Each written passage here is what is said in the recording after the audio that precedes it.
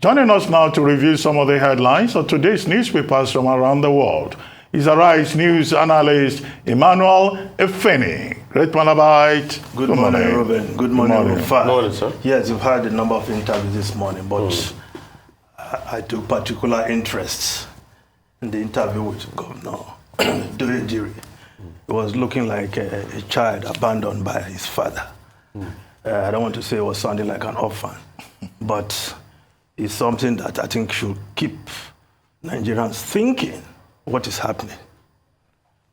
Of course, we heard it from him. No call from the president or anybody at the federal level. Yeah, there is nothing we can do from our end to actually assuage the feelings of the people to the level of their being very satisfied with us with very meager resources that we have. And we believe that this is the time we needed the federal government, who we see as a father to us. And this is the fourth week. It's about a month now that Bayelsa has been sitting under waters.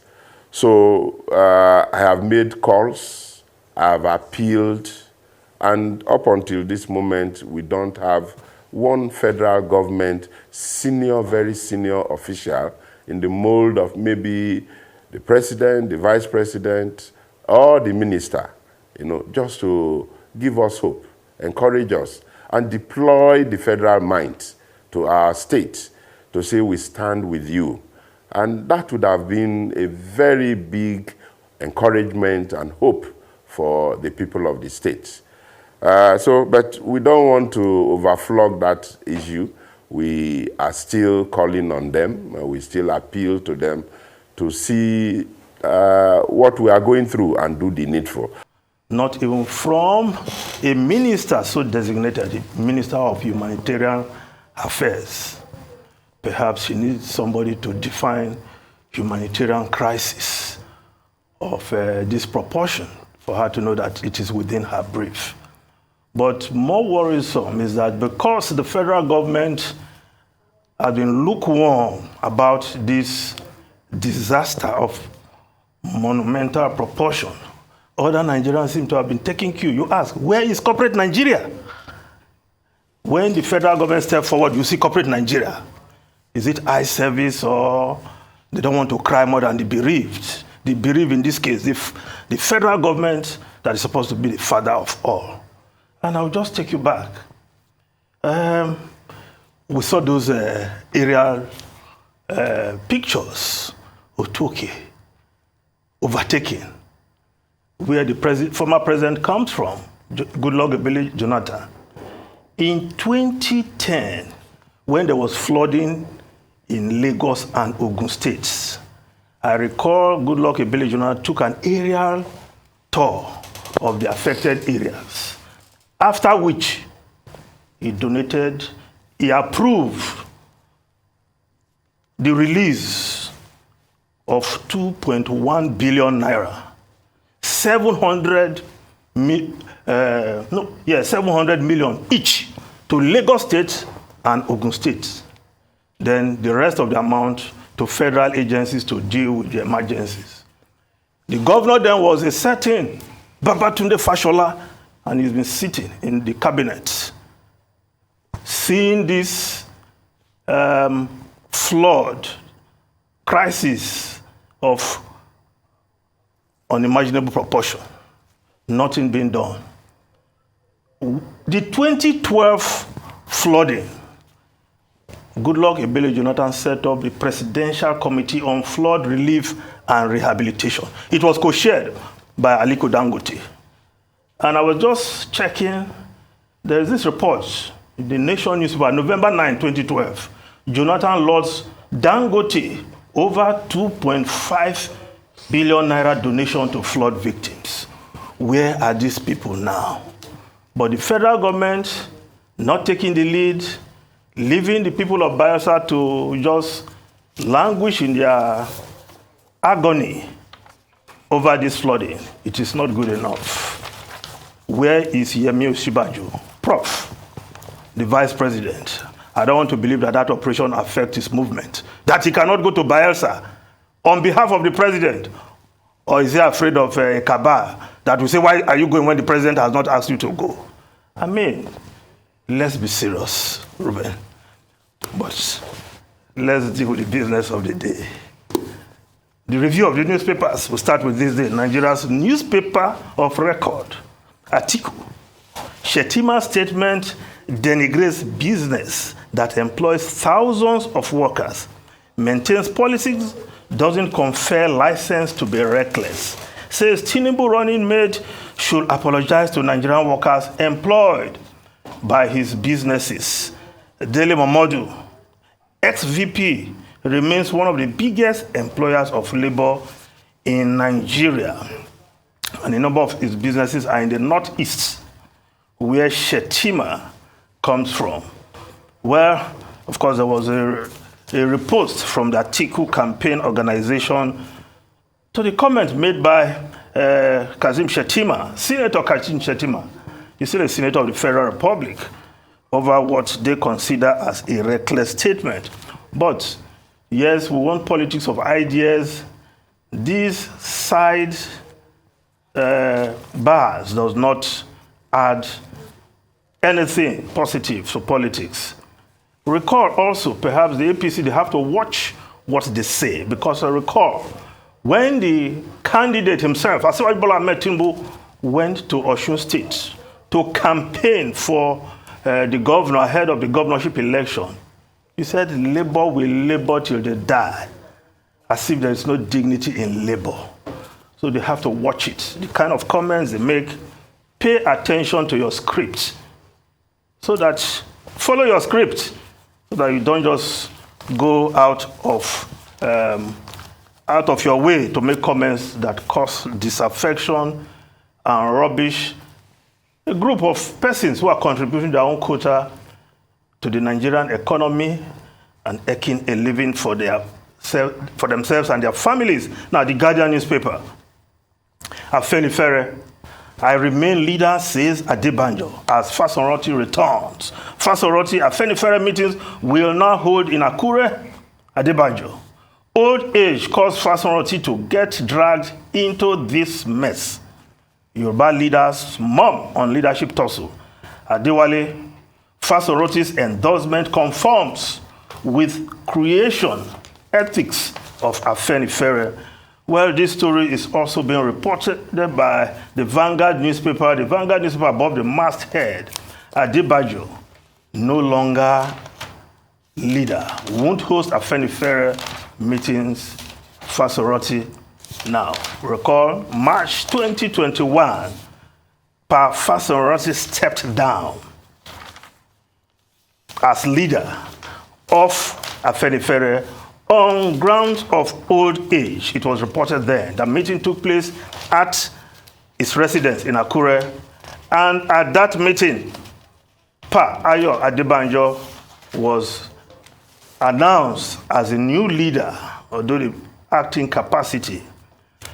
Nothing changed until the Akure endorsement by Pa Fasoroti and other Yoruba leaders, because members of the Yoruba Council of Elders were in that meeting, and I know they differ from Afenifere to some extent.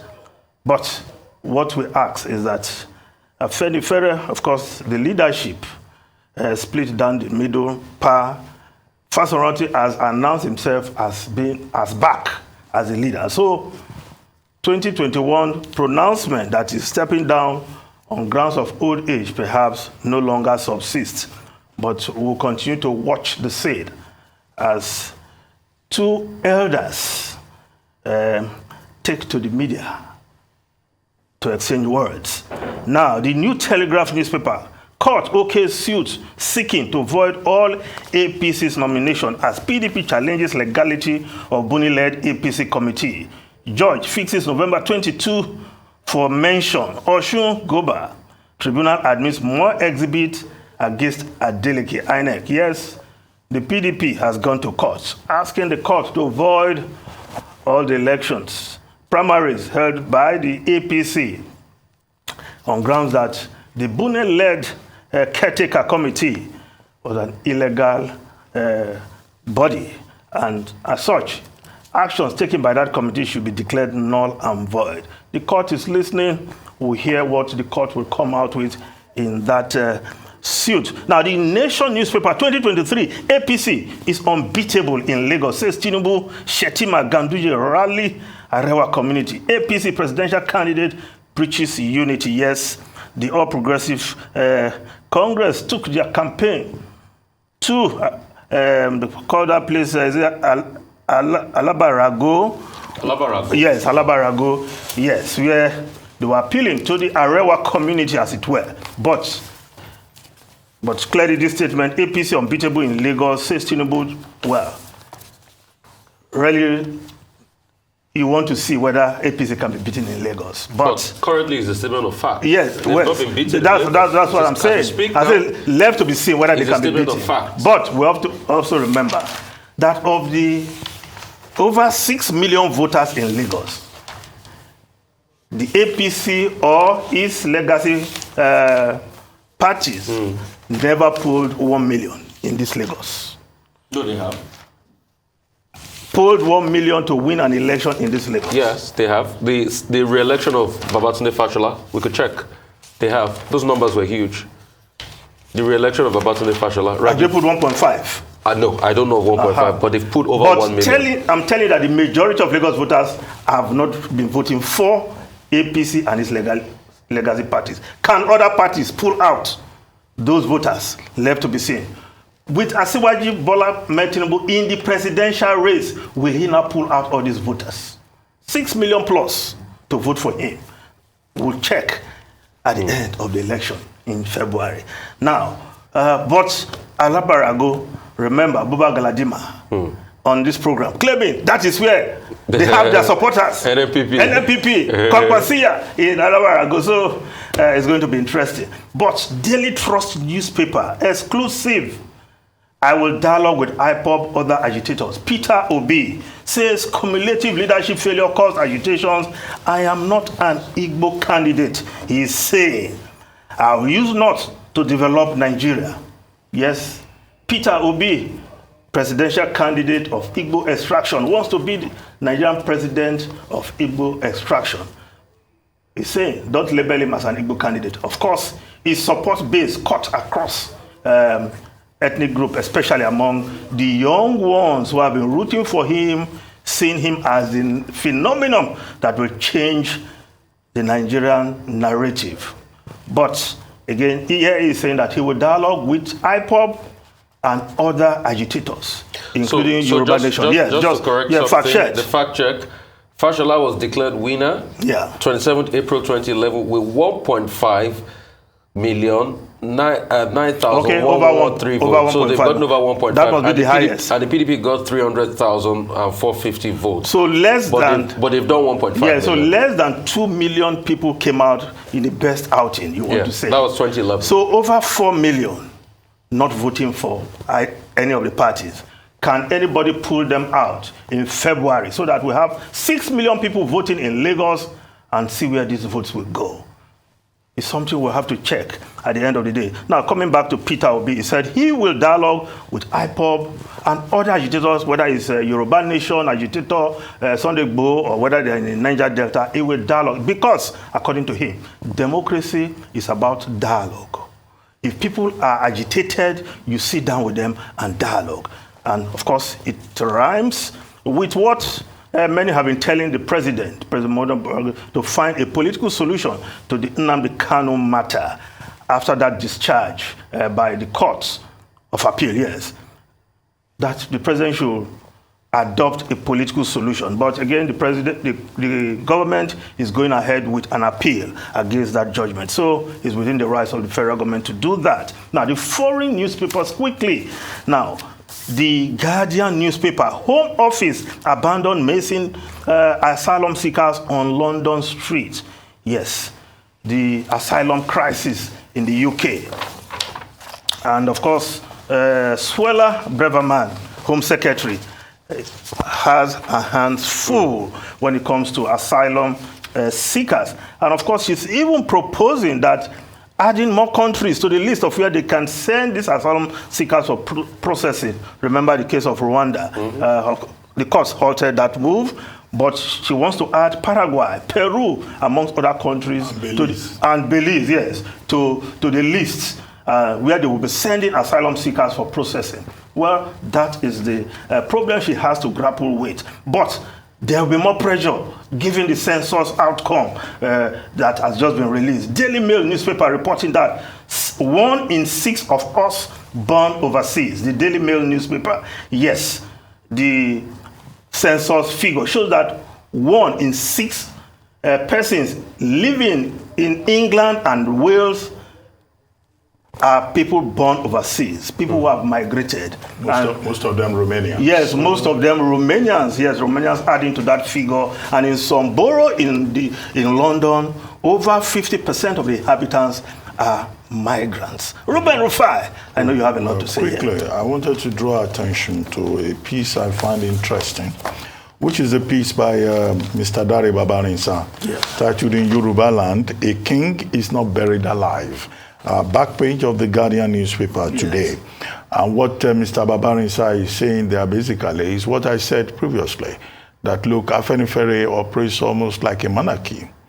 When a man is chosen as the leader, he's also taken more or less as the leader of the Yoruba. Hence, you have had that pattern from Awolowo to Ajasin, from Ajasin to Pa Adesanya, from Adesanya to Pa Fashoranti. But you recall that in 2019, Pa Ruben Fashoranti suffered, a very serious bereavement when his daughter was killed.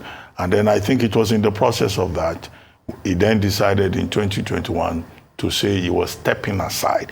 That's the phrase used. On ground of old age. Yes. He has repeated that too. Yes. That he was going to step aside. And then he personally reported. Did he step aside or step down? No, he stepped aside. I don't want to waste time. I have the document. Okay. I have the full text of what he said on March 2021. Forget about, some other reports. I have the original text.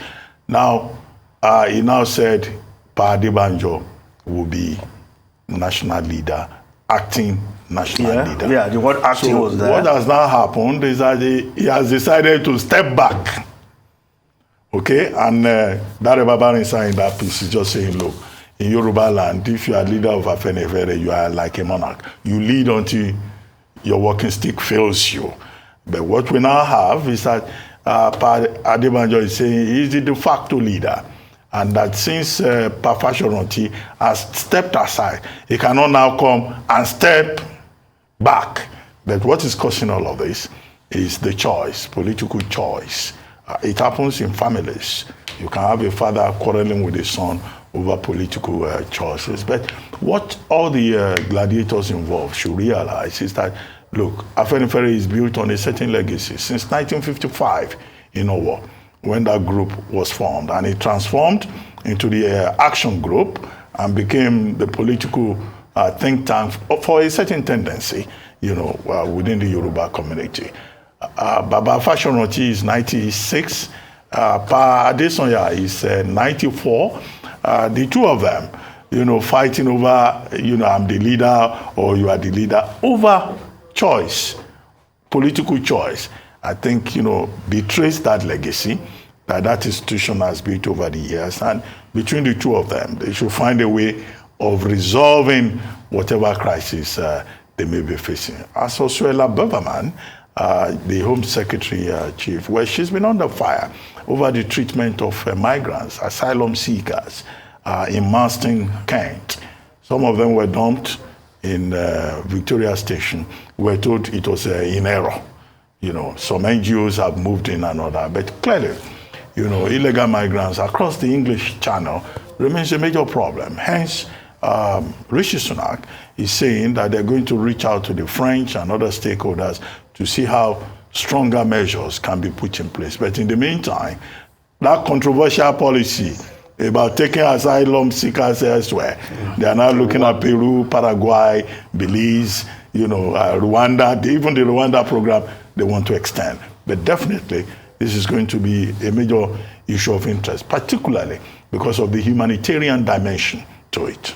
Right. Yeah. Step aside, step out, step down. What's the difference? Now, the last time somebody used step aside and brought it to political focus, limelight, he stepped aside, but he never came back. And he was trying to dribble. What we call fidie in Yoruba. So, what it means well, is I appreciate the interim historical government. clarity in this piece. Yeah, the Dare Baba piece is well written. It, but why does it take an endorsement to get Baba to come back? I mean, those are the controversies, and I think Afenifere will sort out its own problem at some time. Anyway, thank you very much, Emmanuel Ofeni.